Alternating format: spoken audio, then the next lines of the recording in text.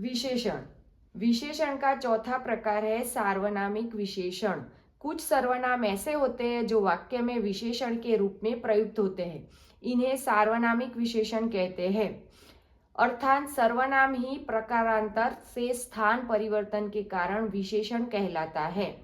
सर्वनाम और सार्वनामिक विशेषण में अंतर यह है कि सर्वनाम स्वतंत्रता पूर्वक या अकेले में प्रयुक्त होता है, जैसे यह मेरी पुस्तक है, जबकि सार्वनामिक विशेषण संज्ञा के साथ में प्रयुक्त होता है, जैसे यह पुस्तक मेरी है।